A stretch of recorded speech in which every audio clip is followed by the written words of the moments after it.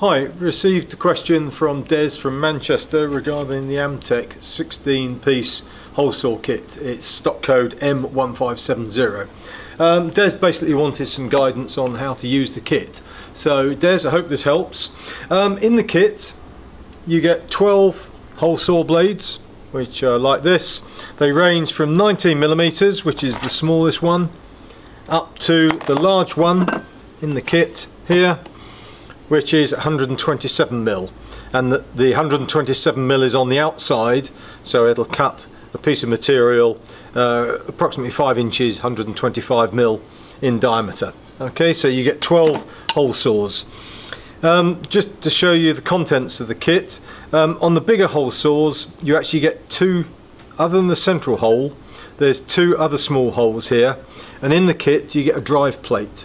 This drive plate, which has got two pegs on it, is only used on the bigger hole saws to give you extra turning force, extra torque, which is required. Okay, on the smaller hole saws you don't need to, and you just use a single mandrill.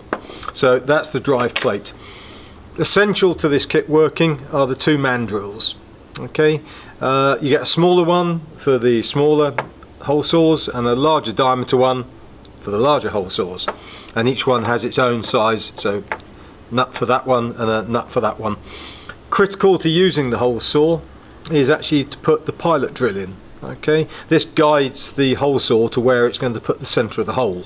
So I'll start off drilling a hole through a piece of 15mm plywood, which I've got here. You get an Allen key with it, which you just put into this grub screw, undo it slightly, and when you put the pilot drill in, there's a flat shown by my index finger here. You insert that into the mandrill about 5mm. You'll feel when you tighten up against the flat, because it'll centre the drill. Just nip that up. Okay, so that's now locked the pilot drill into the smaller mandrill. I'm going to drill with this size, which is 22mm. Very popular size because it fits copper pipe. If you're having a kitchen unit installed or a dishwasher, your plumber's likely to be using 22mm pipe. So you insert the mandrill, which has got two flats here and here, into the hole saw, and that's located, it's come through. You now attach the nut and just tighten that up a little bit. You need either a spanner or an adjustable spanner just to nip that up. And now I'm going to put it in the end of my drill, and I'm using a 710 watt corded hammer drill, but you only use it on the drill function. So tighten the chuck up, this is a keyless chuck, and then just nip up that nut to make sure you're holding the hole cutter tightly onto the mandrill and it's centered with the pilot drill. Because you're drilling wood and there'll be shavings coming off, in a minute I'll drill aluminium, always wear safety glasses. So I'm going to come over to here and I'm going to start drilling through this laminated wood. Start slowly,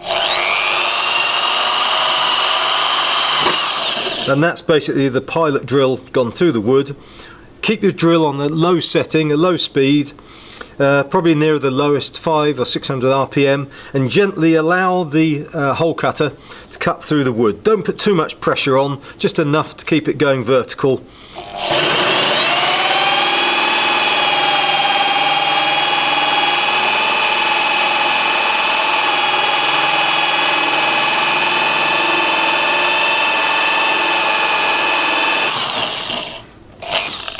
Okay, this is now drilled perfect hole through the laminated timber, and the plug, the piece of wood that you've drilled, is actually still in the hole saw. Okay, and then using either the end of the Allen key or a small screwdriver, you can just prise out the piece of wood.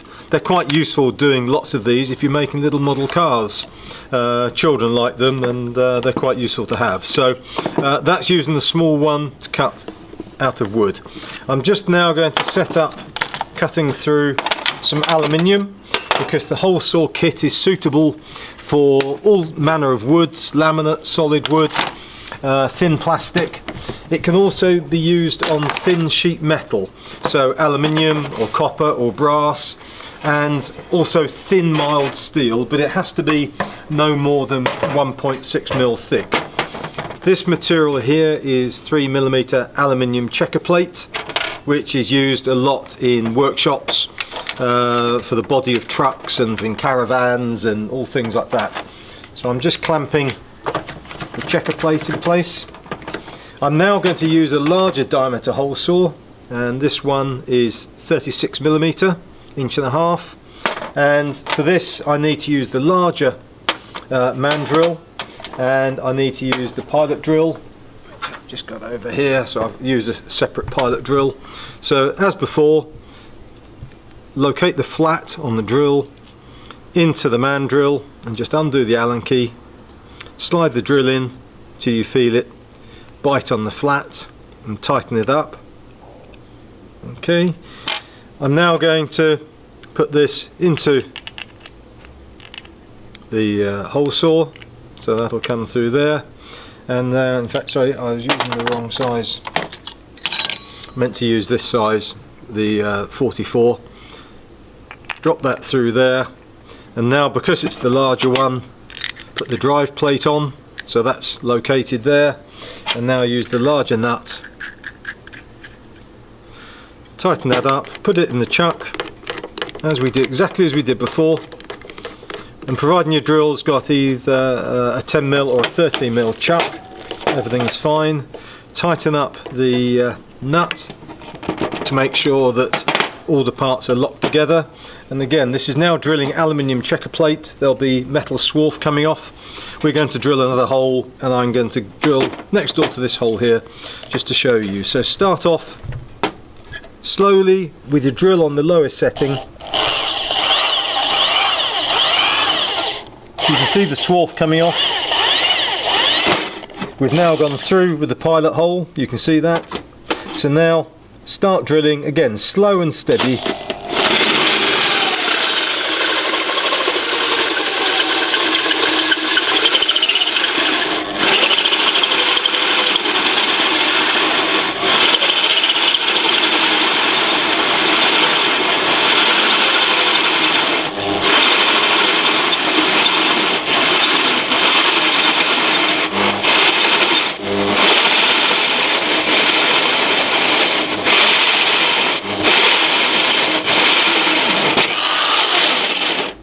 Okay, slowly go, and that way the swarf comes off and you end up with a nice round hole. And on this occasion, this is the piece of checker plate. You can see the lines in the checker plate, the crisscross lines, and it's taken out a disc, in this case 36mm diameter. So ideal for copper, brass, aluminium sheet, thin mild steel up to say 1.6. This is 3.2mm, wood, laminate, plastic, and it's a very useful set. So I hope this helps Des. Any other questions, please go to amtechdiy.com, and I look forward to answering them.